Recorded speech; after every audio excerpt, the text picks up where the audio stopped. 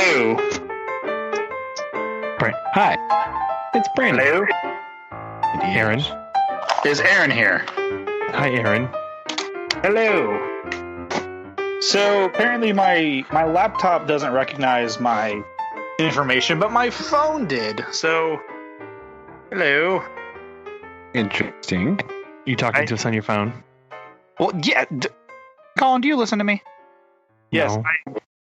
I am talking to you via my phone because my laptop doesn't recognize any of my information I legitimately tried to put in. Oh, that's weird. Well, then, I mean, we could still. I mean, if I sound good on this, we can talk this way for a little bit, but I'll sit there and fight on my laptop. You sound fine. Yeah, it's all right. Yeah, as long as are you gonna have battery for the rest of the call? Heck yeah, I'm sitting right next to my charger. I think I'll be okay. Wait, well, are you plugged into your charger though? It charges by osmosis. It's fine. Yeah, charges by hopes and dreams. This was Tesla's dream, right? It just takes it in. Okay, this is what he wanted. Just works.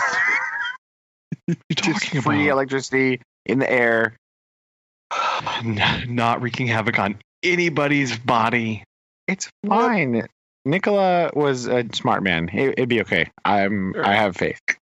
Yeah, it'll buff out. What if I?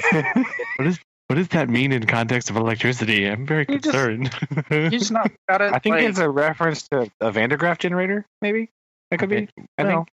Okay. I'm not sure how much buffing those do, but I mean, what if I tried this? That doesn't work. Dang it! I can't have anything nice. I'm just gonna lay here. I can play with my phones. Whatever. All right, I guess I'll do it this way. Which couch did you just lay down on? Good question. The only one that I care about.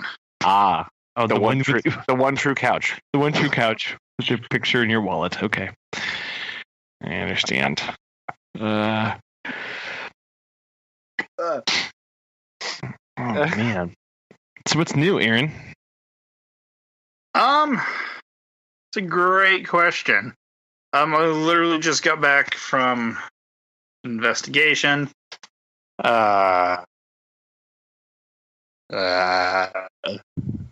about it. No real new developments. In set life. Every time you say investigation, I want to follow it up with dun dun dun dun. No, it's nothing that cool, unfortunately. It was there's a lot of things process-wise that I have to do in regards to if we get a call of concerns about something, we have to do background checks on people, child welfare history. And then once we get, kind of the information we need, we go out and talk to people. And I've not had a single, easy case. And for the record, that everything that I've done so far has been, super, not serious. I haven't done anything, outrageous. They've always been, pretty cut and dry. Yeah. But everything I have had, there's always been, 8 kids involved, or good gravy. 12 different aunts that's listed, and so you got to talk to all of them. And then once you do all that, you then have to go back to the office, and then depending on it, you have to request medical records, and that can take up to a week, 2 months to get everything. And there's a lot of paperwork involved. And then if there's tribal affiliation or not, you have to contact the tribe and notify them, and then you have to wait on them. And so there's a lot that goes into just on one little thing. And so that's what I pretty much did all day for this one call. I feel like the double jurisdiction that you have to deal with a lot of the time would be the most confusing and difficult thing to deal with, right? For sure. And it also kind of depends on the tribe too. Clearly some tribes are bigger than others. The Indian Child Welfare Act in 1978 Someone can Google the year. Was you have to put utmost effort into doing what you can for the tribe, and so we're very fortunate, luckily enough, that we actually have the Osage Nation in Pawhuska, literally in Osage County, on Osage Reservation. And so there are a lot of times they're very much like, yeah, sure, we'll go, like, because it depends on the tribe and where the home is. If it's on tribal land, you can't go out there, and so you have to have an individual of the tribe with you. But thankfully, we do have a good ally and a good set of people that work for the Osage Nation that are very much like, give me 5 minutes, I'll meet you out there, or hey, you come on over to the office, we'll talk.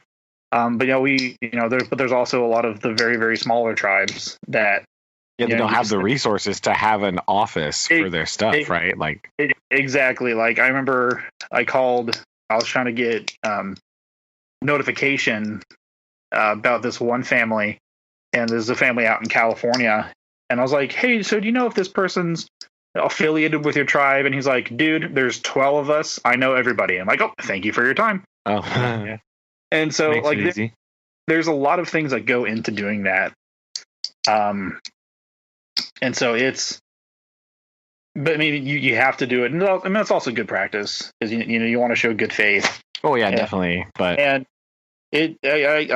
worked with the tribe not too long ago, and the person's like, I'll go out with you. But a lot of times you get the really, really tiny nation that's like, I mean, just send us what you got. And I'm like, all right, cool. See you guys later.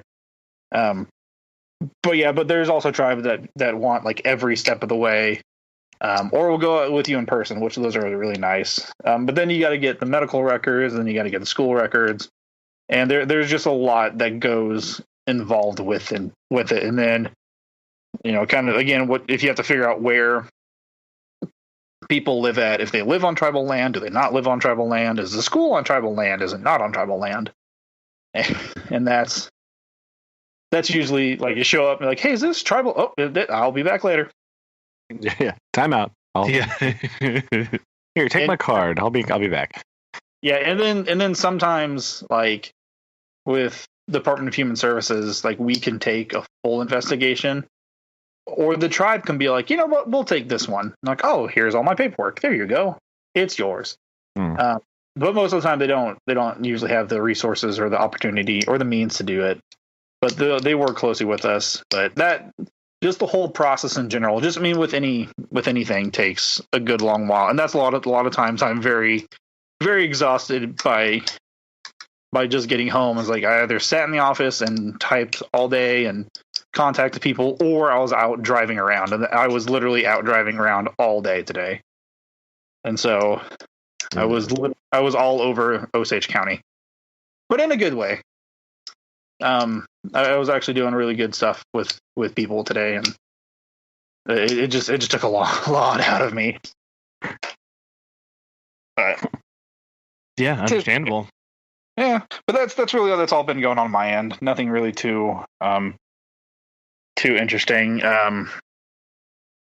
Shelby says hello. Oh, hello. Hello. I mean, she's not here, but I know, but I interpreted that. So whenever she listens to this, whenever this comes out, she'll be like, "Oh, hi everybody." There you go. Yeah. Marvelous. Oh, well, howdy everybody. Pleasantly surprised or absolutely terrified. Yes, I'm you not decide. Random. Dun, dun, You're dun. But yeah, it's been definitely the one downside about this job, or the things that I do, is that it's always continuous. There's never like a stopping point, because like with school or with every other kind of main work, it's there's like a break or something, but this is usually kind of continuous. I don't know. I would like to fight this misconception now. There's really no such thing as a break in education either. It's very odd. Everyone likes to say that. They're like, oh, like bro, what 3 months off. Work. Yeah, whatever. 3 months off my foot. Yeah, you have to do like professional development during those times. You have to do, there's no school meetings. You have to go clean the classroom. So much stuff. I mean, like, you basically have to have laid out most of an entire school year before you can start. You have to have your scope and sequence and pace and all that shenaniganry. Yeah, you might not be at school, but like, let's be clear, you're doing things. Yeah, and that was my first kind of mentality of whenever I started teaching was like, oh man, I get a break, and then it's like, oh no, like the first major break, what was it, like Christmas break or Thanksgiving break? Yeah. Oh, I get a break. Oh no, I'm not. There's because when you go back, you have to have things ready for the first day back. Boom, done. and a lot of times there's no like, every once in a while there'll be a break, and then like the first day is a PD day, so you're kind of at school doing meetings, and then you have like some work time. But a lot of times it's like, oh, you're on break. All right, first day back. Boom, class. And you're like, done. I got to make sure I'm ready for class. Oh no, like so. You're not doing stuff. You're very busy. So I'd like to help dispel this common rumor now, because basically everyone thinks that teachers don't do anything. Because your position in society as a teacher is like very low. Everyone thinks that your job is trash and they don't like you. So like, isn't that weird though? Of just how that position like it just has this weird stigma of like, oh, you're a teacher. Like I will fight you right now. Yeah, that's kind of what it is. Like, oh, that's all you do. Like, sucker, come on now. All right. But yeah, that's. Yeah, I definitely learned that the hard way of like, oh man, teaching, this is awesome. I get a break, and then it's like, where's my break? I thought I had a break. There is no break. There was never a break. No. But the one that summer school, no breaks. Yeah, and I definitely learned when I coached. That's definitely a like, oh man, I can work. For this, and I might get home like a little late. But no, like I was like crawling into my bed at like 1 o'clock in the morning from like either doing staffings or watching game film, and I'm like, where'd my day go? Why am I here? It's so late. I didn't anticipate that. I knew like putting in effort and things like that for coaching was a thing, but I was like, oh, dude, this will be totally easy. Like, no, it wasn't. If you want to be a coach one day, don't listen to them. Don't listen to the lies.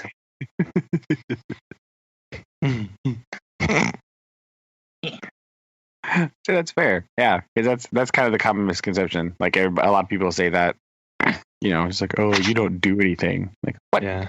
What do you mean I don't do anything?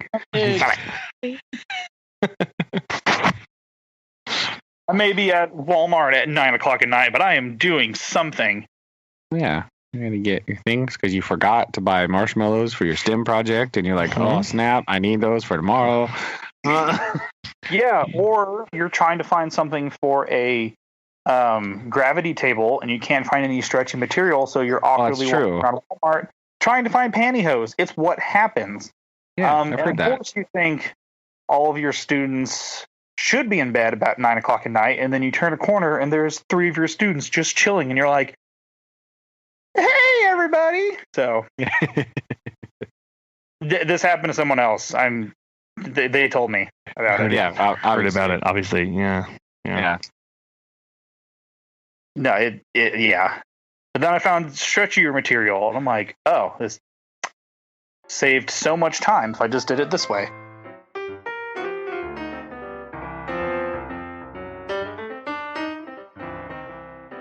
How do I sound now? Keep talking, because that was just about 0.9 seconds. You said, how do I sound now, and then stop talking.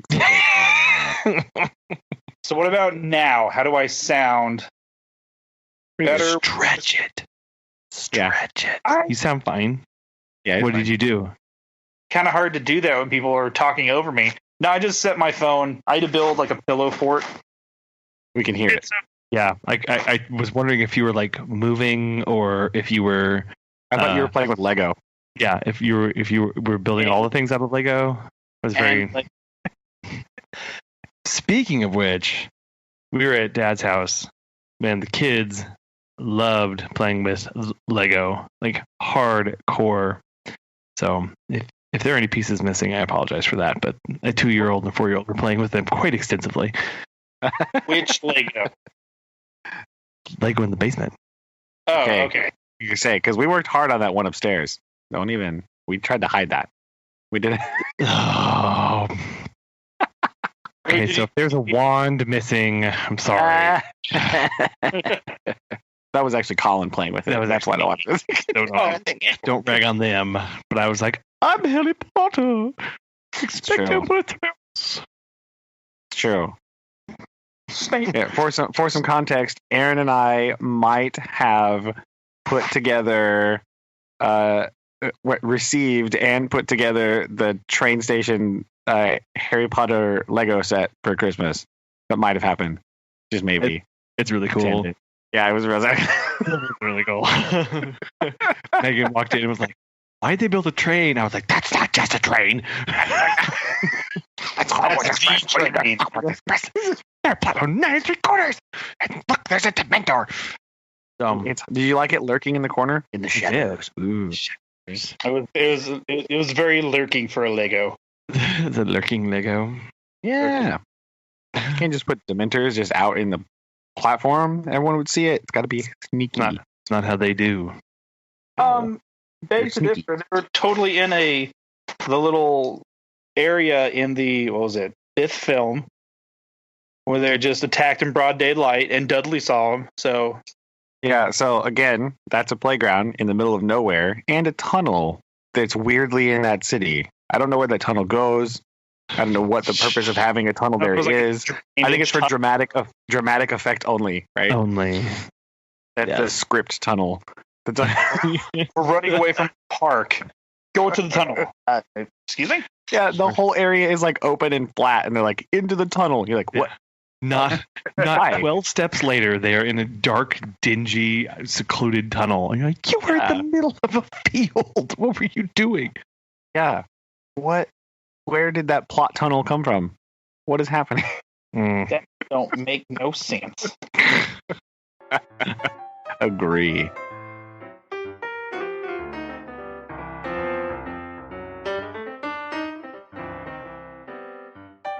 What's up with you, Brandon? Not a lot. Started ancient Egyptian related things. Ooh, you moved from ancient Mesopotamia. Yes, and correct. Moved on Mesopotamia. To Egypt. There we go. So I started doing Egyptian related things, talking about the Nile River. It's kind of a big deal, you know. And the Old Kingdom. Oh boy. Yay. So we're gonna do some stuff about we're gonna watch a video later, and we're gonna do make them do comments about it and everything, and then we're going to do about tombs and stuff, and we might do an exercise about if you were an Egyptian pharaoh, what would go in your tomb? Okay. Yeah. Is the video Prince of Egypt? No, it is not. It is also not the Mummy starring Brendan Fraser. Unfortunately, we're not watching that either. We're just gonna. Is Steve Martin giving a lesson? No, he is not. Okay. We're gonna watch part of the Expedition Unknown with Josh Gates about him and Dr. Zawi Hawass who are just uncovering this random ancient tomb that has a complete mummy just in it. What? Oh, yeah, we're gonna watch some of that because that's cool. Okay, because I actually watched the little YouTube thing of that. Yeah, so we're gonna watch a little bit about that because he kind of goes into some backstory about some ancient Egypt stuff, and we did a lot of reading today and yesterday about it. So we're gonna do some visual things and kind of see, because that's kind of the big thing about Egypt is Nile River, extra important for economic purposes and religion things. That's kind of the big Egyptian stuff. Well, so you can also talk about how to this day how important the Nile is, because I was listening to, I'm pretty sure it was NPR, but I was probably zoned out by the time. How it was Egypt and who was it? It was some other African country. No, it was Ethiopia and some other African country that I can't. The math's behind me. I don't want to turn around. That they were arguing over Somalia. It's Somalia. If they're fighting over water rights, it's probably Ethiopia and Somalia. No, it's Egypt. No, Egypt and Ethiopia were building it. Which one of those was building it? Ethiopia was building a dam and preventing flow into Upper Nile. Yeah, the Upper Nile. So In Ethiopia, man, that's way down there. Or Sudan. Egypt was pretty upset by it, and then Ethiopia was like, "No, we have a right to this." And so, even in today's standards, well, that's true. We don't. The same thing is currently happening in Southeast Asia on the Mekong because China's like, "No, we're going to build a dam," and so Laos and Cambodia are like, hold on, wait a minute, we need some water here, please." Yeah. But yeah, the Nile. We talked about that. We looked at some satellite images on Google Earth of modern day Egypt. Oh yeah. Like, do you see a problem? Like, do you see where all the cities still are? Yeah. Like, you see this one swath of green, and the rest of it is just barren. Yeah, that's the key there. There's no town names over here. Follow the all green. right here. Yeah. All of it. Will you be showing the historical documentary of 3 adventurers searching for the source of the Nile? I had thought about it, but then I thought, that's actually based more on 19th century British history. And I thought, as much as Henry Morton Stanley and the weirdness that was the colonial rush for Africa is interesting, I don't think that's probably the time period we should be focusing on at this time. So, are you going to talk about the debate as to the source of the River Nile and show them the historical documentary from Top Gear? That was literally what I was talking about. That is what Aaron was referencing. I know. I'm just curious. But no one specifically I already answered the question and said no. No one said specifically Top Gear, did they? Yeah, I was picking up what he was putting down. Let's just say it that way. Okay, well, other people might not, so I'm going to play that guy. Literally smelling what The Rock was cooking. Like, the great philosophizer, Dwayne The Rock Johnson, once stated, "Do you smell," I'm paraphrasing, "True, what I am cooking?" Yes. Side tangent, real quick. Because my kids think they have jokes, I have this big giant piece of volcanic rock on my shelf.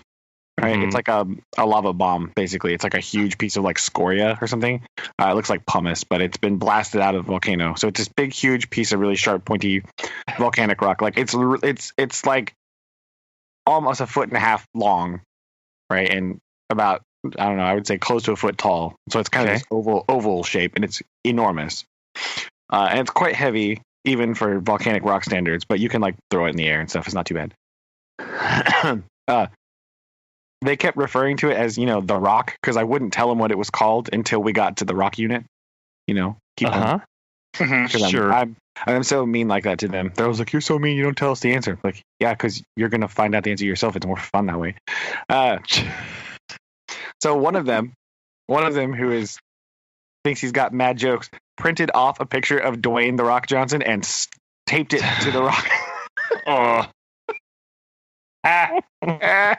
So good. I like it very much. It's great. So yeah, they just being like, "Yeah, it's The Rock," and we just have his picture on my wall next to this piece of volcanic rock. When you got to that section, did you just say that its name was Dwayne? No, I didn't. We still call it The Rock, even though we know what it's called now. We have just continued to refer to it as The Rock only. Okay. Anyway, there are no volcanic rocks in Egypt in this part. It's all sedimentary based. So we'll go back to this. Just going to watch some stuff about mummies because I think mummies are crazy. They were like, "Are mummies real?" And I was like, this mummy's real. Look. And I showed them a picture of like Ramses II. Like, look. Looks pretty real to me. And they were like, "No, do they like come alive?" And I'm like, "No, that's just in bad movies." We are going to do I did find this thing that I'm gonna buy. This like activity thing we're gonna do though, and it's like one of those what's it called? It's like a group activity where it's like a cold case thing, and you kind of they work in small groups, and they look at evidence, and they have to kind of piece together the evidence and try to draw conclusions about what they think happened. And we're gonna do about King Tut, like was King Tut murdered, and like go through a lot of those theories. This thing has like a bunch of the theories in it, and like you got to figure out which theory you think is correct and base it on the evidence, and which evidence you think is the most possible, and that kind of stuff. I think that'd be fun. I think they like that. Yeah, that'd be really neat. Because we'll talk a lot about him, because he's kind of a big deal. Also, King Tut, just with the tomb and all that stuff. Well, and it's kind of a. I mean, cultural icon is a. Well, no, it's an understatement, right? Like, understatement. Yeah, I was gonna say it's really just a linchpin of connection that most people have with Egypt as a country and as a society throughout history. I mean, that's just about 98 years ago that was discovered now, which is just crazy. So, yeah, right. And so we're going to talk about, I told them that, I told them there was a kind of we were talking about our introduction thing. We're talking about how Egypt is still like ancient Egypt is, even though like you might not know about it a lot, you don't know like a ton of details, you've heard about it. Oh yeah. Because it's weirdly culturally relevant still. Yeah. There's lots of little things that are like still in pop culture. And a lot of that is from the discovery of King Tut's tomb, right? Mm-hmm. Almost all that stuff came from that, because that was a huge, excuse me, like revitalization of interest in ancient Egypt whenever that was discovered. And like the fervor around that in the 20s was insane, and it lasted, they were making all kinds of weird movies in the 40s and 50s about that kind of stuff, and it's all kind of it really was a cultural zeitgeist of it that is continually perpetuated, and it's really, again, that touchstone of you immediately know. You might not know a term, or you might not know exactly where it comes from. But you heard of King Tut. Right? Yeah, you know King Tut, right? You have some sort of association to it, either be King Tut or, a lot of people don't necessarily think of like Cleopatra, who, even though it's not like the ancient Egypt think of, but time removed wise, it wasn't neclarly far removed from. Yeah, it was much closer to ancient Egypt than it is to now. Today, yes. Still, that's. So yeah, you're right. And it's just crazy because like every once in a while you just read in the news like, oh yeah, because they're still going through that stuff. Yeah. Right. Like there was so much stuff in that tomb that they're still going through it, and they're still like finding new stuff. I read an article last week. I don't remember what it was about because I only read like the first little bit of it, but it was like, oh yeah, researchers find this thing in relics among King Tut's stuff. Like what? How did you not find that already? You've been looking at this stuff for 100 years, and there's still like new stuff in there. Mm-hmm. That's the quantity of things that were in that tomb. It's just ridiculous. Yeah. And to think of that a person from what, 3,400 years ago, 3,000 years ago, something like that, roundabout is still capturing the minds and attention, and is the like defining feature of a country. Yeah. And he's just kind of some random, like in the grand scheme of Egyptian pharaoh and history, he's kind of like some random throwaway dude. Yeah. Right? He didn't really do a whole lot. Right. Yeah. He was little. It's fascinating because he was young. His dad was insane especially by Egyptian standards. Yeah. We're going to throw away all the old gods and just worship the Aten, the sun god, or the Aten. We're going to move the capital, and I'm going to change my name, and we're going to do all this stuff. I'm going to build a brand new capital literally in the middle of nowhere, and go from there. And that was such a weird, random, like, what? What are you? What you're gonna do? What? So, that whole thing with Akhenaten was so crazy. Really, to think about it, just a cultural upheaval. And then, like, after he died, everyone was just like, "Oh no, here's Tutankhamun. We're gonna call him by his old name, and we're just gonna. It's fine. Just kidding. We're gonna go back to how it was. Like, can you imagine how bizarre that would be? Like, yeah. What? Yeah. Well, it's like your king, who is also your god, was like, "Yo, I'm not that god, but I'm in with this god now." Like, yeah. What?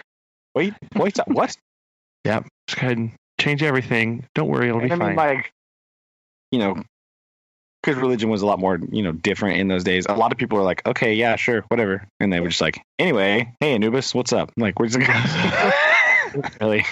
Well, I mean, I'm sure the excessive, inbreeding didn't help much, but still, that's fine.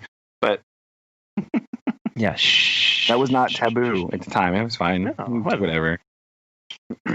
Whatever. But yeah, so that's going to be weird, and we're going to talk about that, and we're going to look at some pictures of the stuff that came out of his tomb, because it's just all there, crazily, just hanging out. Like, oh, here you go. Here's just literally everything. Yeah. Because we've been talking a little bit about mummification and why, and everyone, they just kind of look at me like, what? Yeah. And all you can really do is go, yeah. It's what they thought. They thought that. I mean, it's weird enough when you're like, yeah. So they believed that the body had to exist continually for you to live in the afterlife, because your body and soul were, even though they were separated, they were still sort of connected. They were linked. Yeah, inextricably linked. Yeah, the ba and the ka, right? So they were still together, and they just kind of look at you like, really? Yeah. And then you tell them like, and then you would have to go before a panel of gods, and they would weigh your heart on a scale against a feather, and they're like, wait, what? Yeah, you can get cheat codes. Yeah, their responses to that conversation was super interesting. They're like, "Are you kidding me?" But yeah, you're like, no, like, shockingly, no, I'm not. And if you didn't study from your Book of the Dead and you didn't know the right answers and you failed the test, or your heart was not adequate, a giant crocodile-headed monster ate you and you just ceased to exist. No afterlife for you. And they're like, okay, that's messed up. I'm like, yeah, I don't know, man. I don't know where this came from. It's so out of left field. Like, what? I'm sure culturally that had to come from somewhere. But like when you just read that, you're like, yeah. When you read it in its final state, you go, it's very confusing. What? You don't really connect those dots. But yeah, you're being removed from that. It's hard to know. Yeah, the development. I think that's another reason why I think Egyptian culture is so interesting for people now, is because like it's so different that it's kind of like, yo, what? Because like even like when you start getting into like Greek and Roman, there's a lot more familiarity happening, right?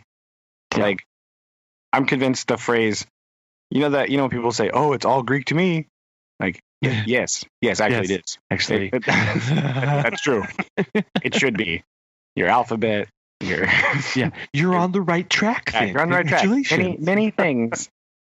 All the things. The fact that we use different flags and like blue and red to represent different things. Yeah. Spoilers. It's Greek. But Egypt is it's just so different that it's just sort of fascinating, right? It kind of has that like just allure of the exotic, I guess, for lack of a better term. It's just so different and so kind of outside of everything else. Yeah, you don't have a grounding in it at all. No. You just kind of you can't anchor yourself to one point and go, okay, I understand this, so I can get over here. It's just it all just kind of is. Yeah, and it is. and I think, yeah, a lot of it's just like that. Like, yeah, and they would build these like crazy elaborate tombs and hide them, and there was booby traps, and they filled it full of gold, and any pets or servants you needed were buried with you, and you're like, what? Right, now stay with me. Yeah. It's only going to get weirder. We know what food they ate because it was buried with them. Like, what? Yeah. What? Yeah.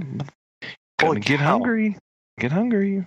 Yeah. It's just so, like, all that aspect, like the cultural and religious aspect is so different. Like, a lot of the other stuff is kind of the same. Like, oh, there was, mainly agrarian, there was basically serfdom, right? There was the pharaoh was just in charge of everything, and, this absolute powered situation. That stuff is familiar. So there's like a small tangible grasp, but the rest of it's like, what?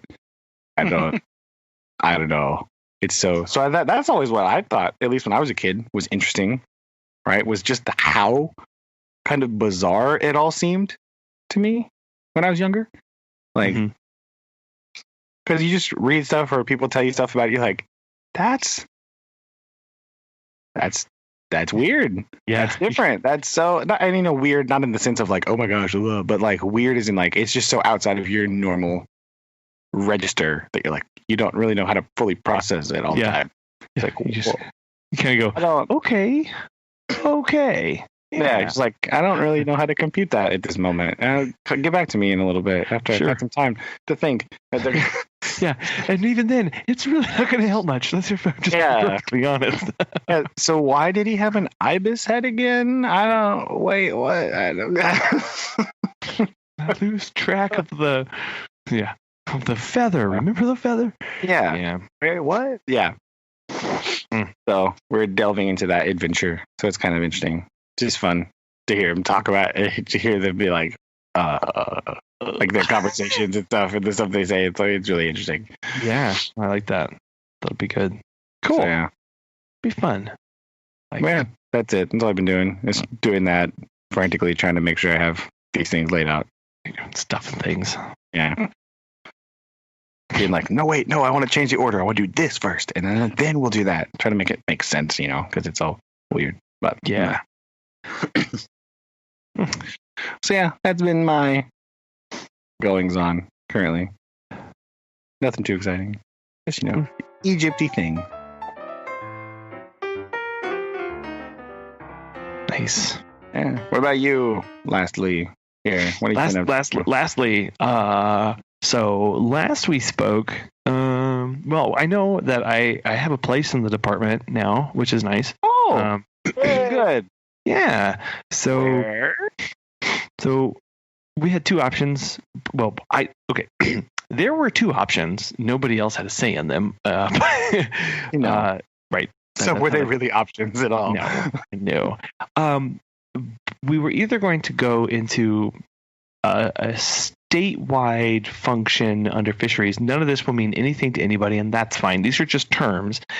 The other one would we would be going into resource science, and it came down that we were going to move into resource science under the EcoFlow unit.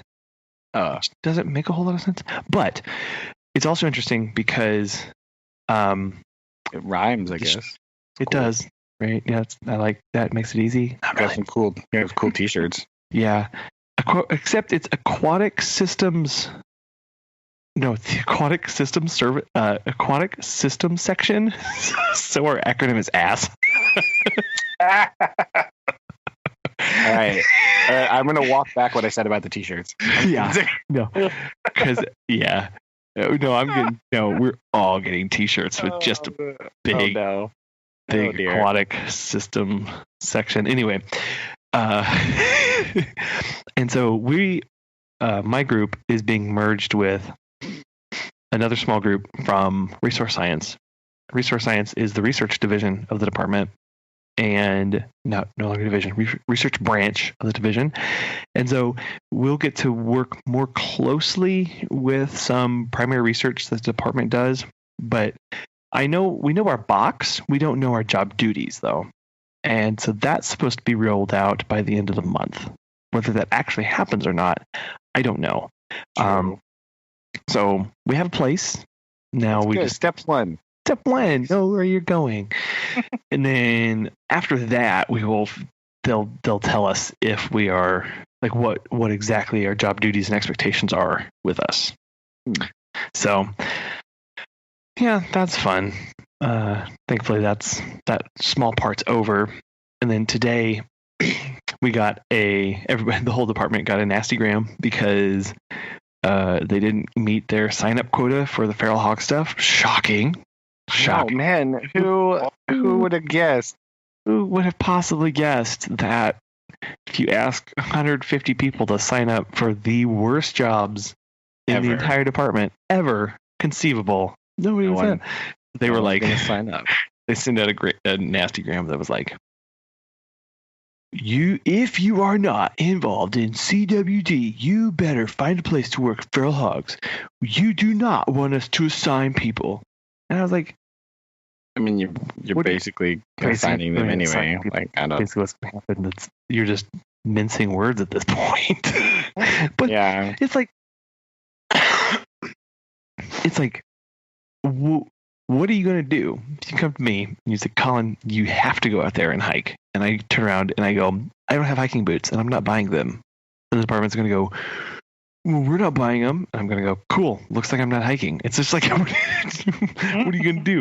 What are you going to do? I don't have a sleeping bag. I don't have any of that stuff anymore. It's all gone. Yeah. And they're not buying it for me. So I'm not going out and spending $500 to get equipment that's just going to get tore up for something that's not enjoyable. So what are they going to do? I don't know. So that's where my headspace is on that. Now this does now we've landed in a terrible quandary because my mind got stuck in that part of the conversation. What do you do about the equipment? Because if they buy it, they own it. But that means that you have to use this same sleeping bag as someone else, which is just grody. And they're probably not going to wash it. And it's nasty. Yeah. Well, but you can't be expected to buy it because that's not necessarily accurate. Like, you shouldn't be expected to buy all the equipment for things that they're making you do. I'm not funding the hog, program with my paycheck from the department. That's just weird and sick. Yeah. Right. Like, you might as well just ask all the employees for donations. Yeah. So I feel like the correct answer here is they need to offer, especially with the first round. So with the first round of duties, needs to come included with a stipend, with which you can become equipped. Yeah. Now it doesn't have to be like, a massive one, because there's lots of you can buy equipment relatively reasonably now, right? But you still do need to be somewhat kitted up, right? You can't just go out there with a blanket and barefoot, Tom Sawyer it up in the woods. Yeah. There needs to be something provided, but they're not going to do that. So anyway. Yeah, but there has to be a stipend because, like you said, like all the people that work in offices all the time, like I think it's kind of a weird sentence to be like, yeah, you work for the Missouri Department of Conservation. You must be an outdoorsman. I'm sure that you camp all the time. You already have this stuff. Like, obviously. Yeah. No, that's not how any of that works. And so it'd be like, oh, you're a chemistry teacher. I'm sure you already have, hydrochloric acid at your house. Just bring that to school. No. What? Yeah. Like, what are you talking about? So, let me ask you this. Do you know, like, who came up with this idea, or was this, like, a collective thing? This smells like a committee. It's a committee, for sure. Yeah, because it sounds like someone got promoted to a position, and they came up with this end all be all idea that sounds good on paper, and then it sounds like a glorious thing that's going to save the state of Missouri. Yeah. And they didn't bother to workshop it. They just went with the first idea. And then Well, once they start it, that person's going to bounce. no. Sure, they, Like, oh, that's a good idea. And then he's going to Yeah. get hired for another position, and then you guys are dealing with it. Like, did you And see then that someone- awesome plan that I gave the department? Yeah. yeah, they Well, could put that on their resume to get hired somewhere else. Yeah. Like, yo, I came up with that. Bye. Well, and part of it just reeks of a group of individuals that doesn't know what it's like to do field work Yeah, and aren't going to be involved at all. and so they aren't don't even going to be care. doing said field work. Exactly. Because like today was the training for all this stuff. So 40 members are not getting trained today, weren't trained today. And we in the email it was just told, oh, most of the stuff you're going to learn on the job anyway, so they'll just get caught up then. And I'm going, so who's keeping like what? What? Yeah, that's interesting. Training was said to include things like firearms training and wilderness survival skills and orienteering. Because oh, by the way, people are expected to navigate in Mark Twain National Forest on unmarked roads. You're cutting trail is what you're doing. Yeah. Going cross country with a topo map and aerial photos. Oh, Yeah, it's like you guys are clearly the U.S. Marines or something, or Army Rangers. How many people do you think that are in accounting, IT, D&D, fisheries, any of these departments can actually successfully go through like an orienteering course? yeah, because it's one thing if you've been camping and you are like a camping enthusiast, Yes. or like you like hiking. I'll give you that. A lot of people do that on the weekend. Okay. Yeah. And I would be willing to bet that a large number of people that work at the Missouri Department of Conservation have those hobbies. They enjoy fishing. They enjoy a bit of hunting, right? They probably enjoy camping. Some of them might even do something like adventure camping where they actually hike off into the bush and camp there. But orienteering is such a specific skill set that you don't just know how to do that, right? Yeah. Like if you told me training included things like how to set up a tent, yeah, okay, you can Sure. figure that out. You can do that. Reading a map with just a compass, even if it is a GPS thing, like it's so no. Let Being alone able to plot where you've been and where you're going to go. Oh my, that's so Let alone- hard. a topo map, which let's be honest, Some people don't even know how to read those. Who knows what a topo map is? Who? Yeah. Like nobody looks at those except so it's those kind of skills where I start going, okay, are they giving me like, okay, who's got the first aid kit? Who also it's 8:00 at night and you're missing 2 people. Yeah. Who is trained in nighttime search and rescue? Yeah. Who? I don't even know. Does Missouri have search and rescue people?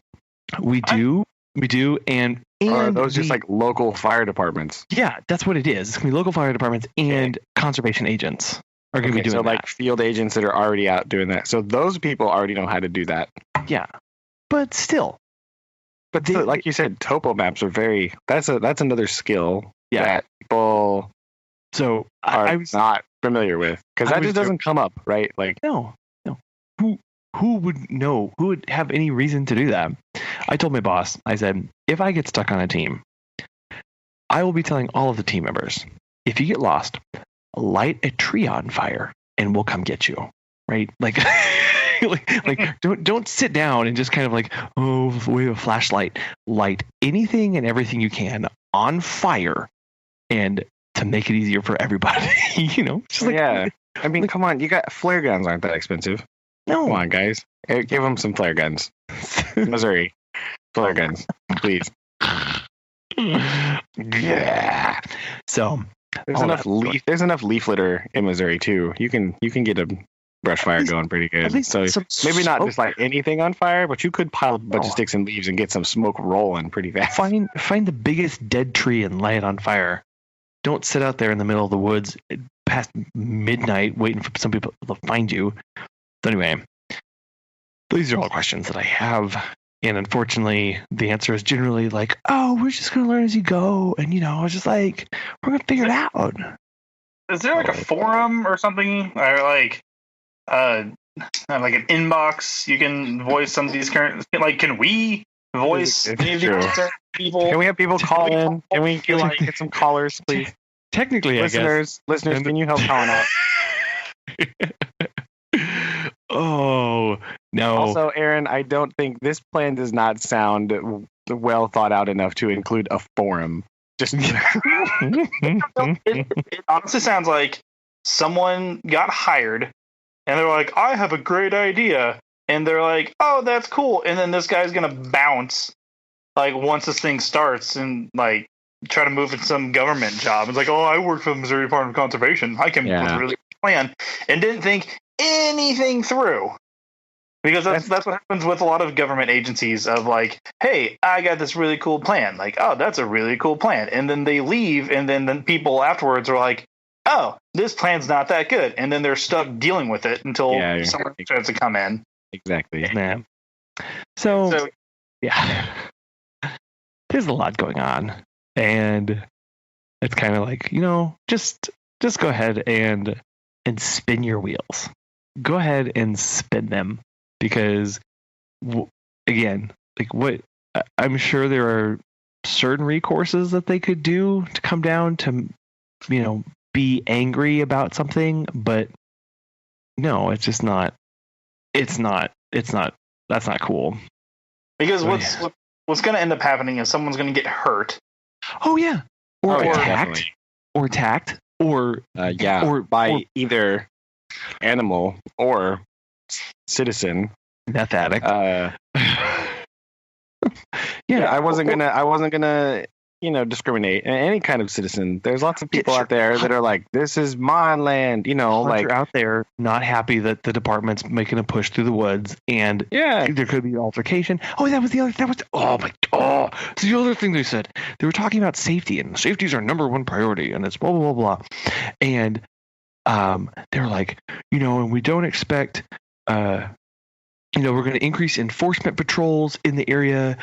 And if you do come across somebody, we offered that de-escalating confrontation course a couple months ago. So everybody should be well versed in that. Oh, and I was like, sure, because angry rednecks and meth heads respond really well to logic and reason. No. Yeah, I can attest that. I can if I need to testify in the court, I can be like, did you know that meth heads don't really like people saying, hey, I'm here to talk to you, or don't de-escalate, right? Yeah, just.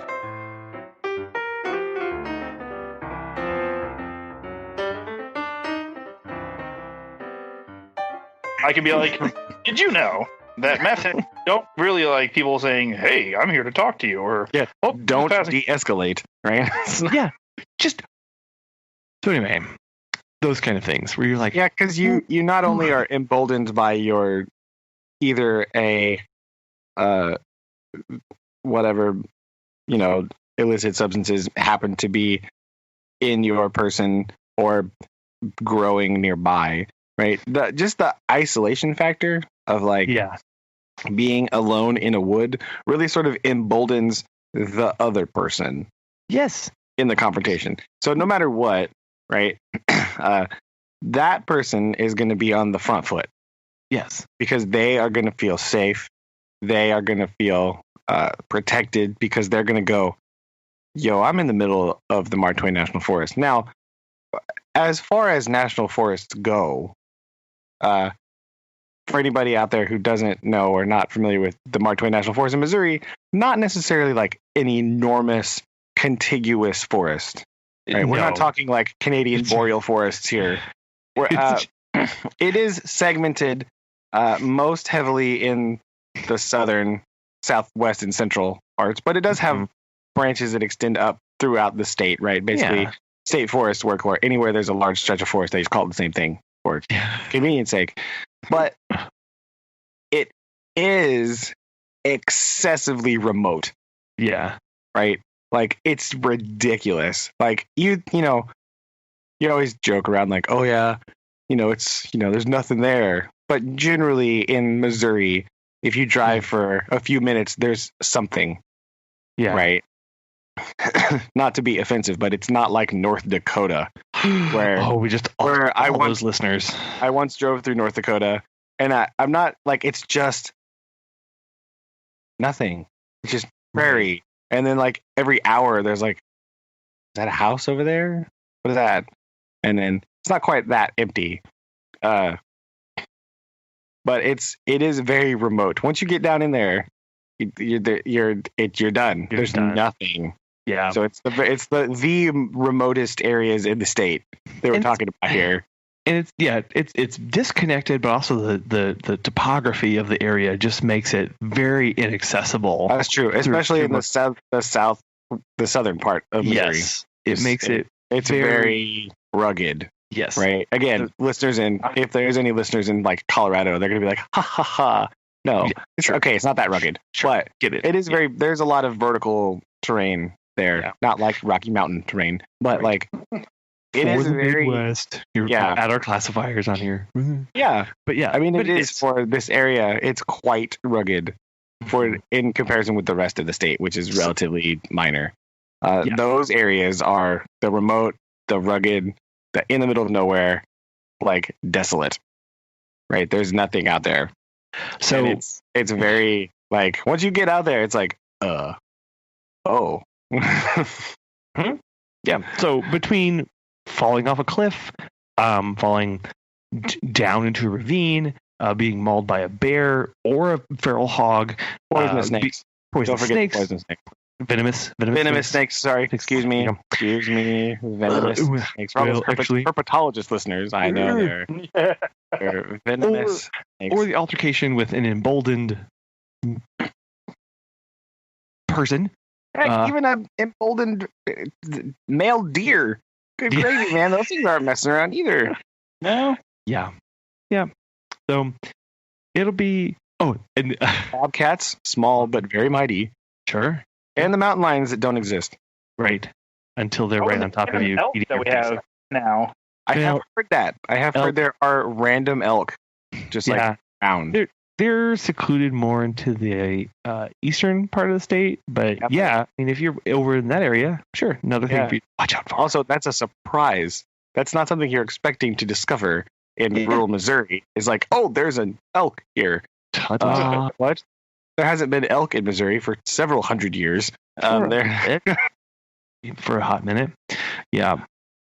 And the other thing is, like, you're supposed to, if in the listener's spare time, you can go online and Google feral hog feces and tell me how reliably you'll be able to differentiate that between anything else that shits in the woods. Yeah, because they're... Now, I have not Googled this, but as you have been researching this, they are generally ungulates, right? Yeah. So it's going to be pelleted, correct? So it's going to be small, pelleted, looks not dissimilar to deer. Right? Of which there are 20 bazillion of them. Yes. So if it eats grass and, fallen detritus, it's going to be pelleted feces. Small piles of very small looking pellets just around. And they're, again, like I said earlier, there's so much leaf litter in these forests. It's just like the ground is literally covered in fallen leaves because of all the broadleaf deciduous trees. So you can't, you could barely see anything on the forest floor. So between the number of high incidents of false positives, and then just the straight up missing, just non-reporting any signs, because who can tell? True. Again, we do know that we can eliminate some search areas just kind of out of hand because they're not accessible, right? So So most animals will follow the path of least resistance. However, that means that all the animals will be following the same path. Yes. Yeah. So all the deer and the hogs are going to be in like the same areas. You know what I mean? Yeah. Yeah. So.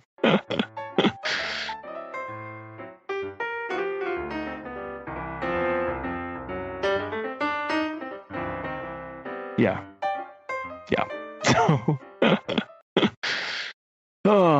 So that's what we're dealing with. That's a lot of fun stuff. Fortunately, we'll see what happens.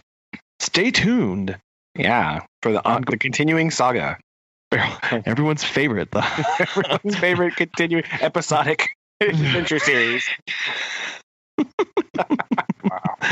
Oh, like an old timey cereal, right? He's them all on the radio next week, boys. We got. Oh. My goodness. Ow. So. Well, yeah. Segue time. To help you in your adventure, have you bought your carry items? I have all but one. There we go. All but one. So, plan is, I think we should plan for next recording to have everything together. Aaron, how are you doing? All right, I'm gonna be honest with you. I completely forgot until you mentioned it. Someone's gonna have to send me a list because I completely forgot what we were doing. Okay. Nice. I have been kind of dealing with stuff at work that I come home and I'm like, oh yeah, I have an apartment. I forgot. So I coach, Aaron, I'm gonna tell you. Aaron peanut buttered. That's fine. Aaron peanut buttered. What? Explain. I'm not familiar with this particular term. Explain. Hold on. You keep talking.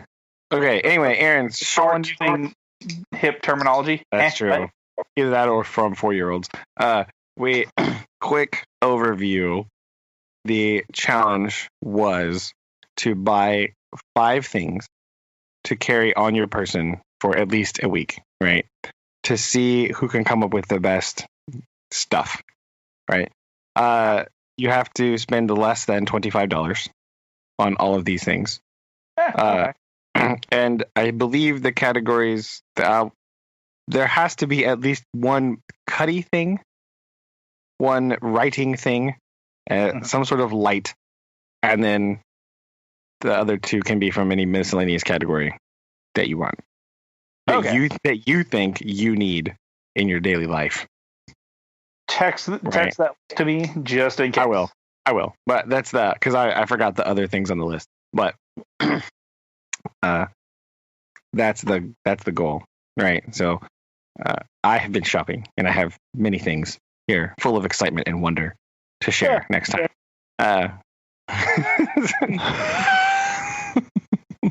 Oh yes, it's fantastic.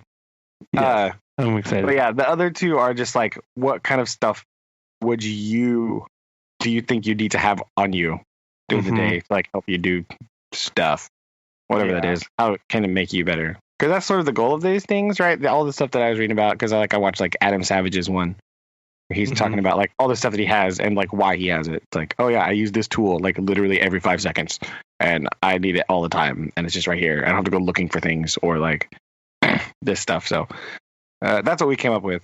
Because a lot of the other stuff on the list are like keys. I'm like, yeah, I have those already. That's not helpful. I got or exciting. Yeah. Okay. So then we're going to talk about what we got, and then the follow-up will be whether or not it's good. And I think probably questions like, which one of the things would you choose to upgrade if you were going to? Or were there any things that you're like, no, this was a complete waste of my time and I didn't like it at all? And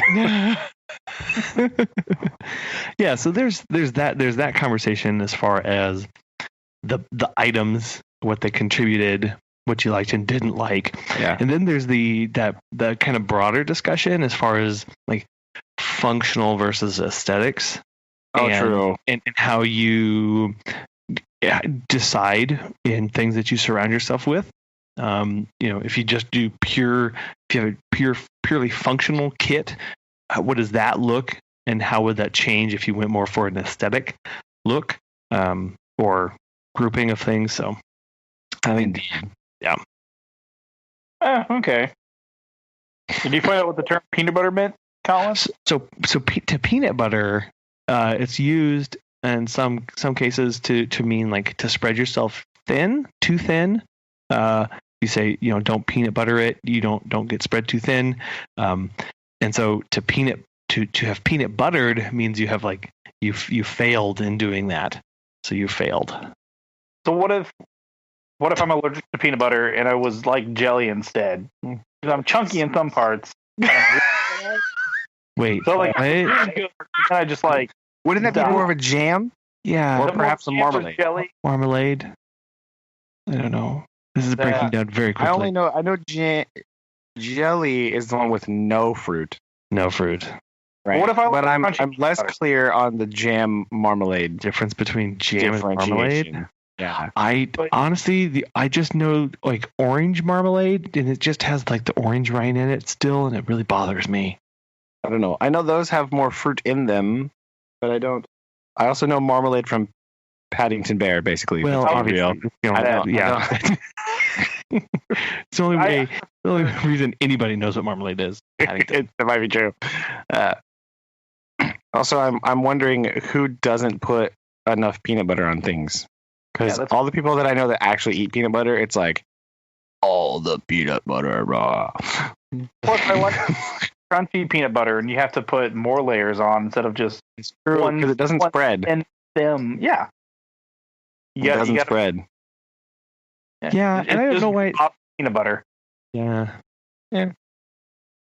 True. But I do like the crunchy because I like crunchy things. But because it doesn't spread very easily, I often get normal, like the creamy peanut butter. Also because it's just more universally useful in all things. You can be like, you Yeah. know what I need to put on my chocolate muffin right now? Peanut butter.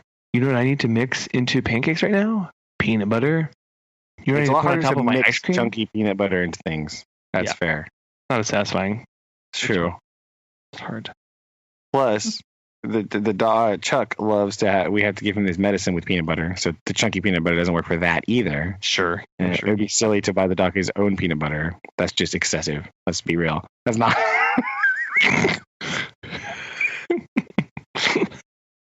Although that's what people do. That's true. If he ate more, we probably would do that, but it's only like for medicine, so it's not. Just all- start it's not feeding very him. often. Problem solved. He would appreciate that plan. I think it's necessarily practical, but he wouldn't hate that. I'll tell you that right now. Chuck, I'm on your side. Yeah, he thanks you. He's a.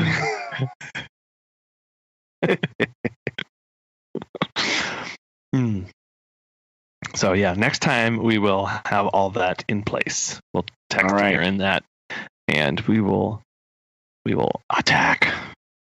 Nice. All right, and I'll tell you the story of where all of my things came from. I know That's good stuff. I'm really ready for this.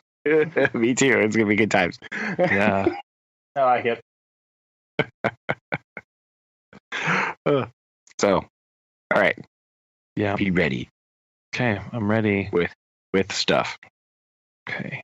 I do. Yeah. I will admit that the last thing that I was gonna get, I had a really hard time figuring out like what on earth it needs to be because I was like, I don't really You don't really know. like.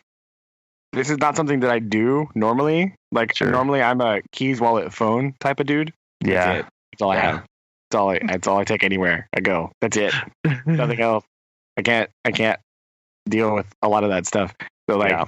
it was really hard to do this because I was like, what do I need? Question mark. Like I don't know. You're like, well, I've survived this long with literally nothing. So what? Yeah. I'm partially terrified that I'm going to be very frustrated with like, why do I have all this stuff in my pocket? What the heck is this? God. That is an outcome as well. It's a likely one because oh my goodness. Did a lot. Anyway, I don't. Save it for the show. Save it for the show. Yeah, well, I was saying, yeah. I'm gonna say, we'll talk about it later. But yeah, Very excited. indeed. Nice. Okay. Well, Did you guys, before we get off here, did you listen to the Action Castle episode? I did. Yes. It made me so happy. I thought it was great. Yeah. So coming up, so next week we have Return to Action Castle. Then we have Tomorrow He Dances. Oh, that's a good one. It was a C. Yes. And definitely. we once were wise men. And then one that's not edited or out yet is There's No Chromium, though. Ah, yes.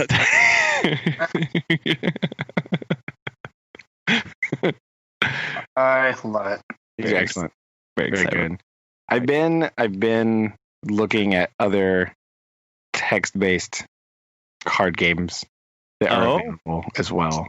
I've been Okay. scouting, so we'll have more, so we can play those. We can play the other ones you have, and then I've been looking into if others exist. So Okay. more to come on that, but I'm not sure. So Excited. because the ones I found, they're either like way long or like extra short. Like, okay, well, that's not like super helpful. Like it's one of them was like 3 hours and the other one was like 15 minutes. Like it's kind of an extreme. I think we need about something in the middle. Well, yeah, and that's if we need to stretch it over like 2 episodes, we could do that. That'd be cool. Fair. Be fun. might try it. Okay. All right. So keep you posted on that. Put that on the list. Yeah. Okay. Well, you guys have a good week. You too. And I'll talk to you next time. Alrighty. Okay. Love you guys. Love you too. I love you. Bye.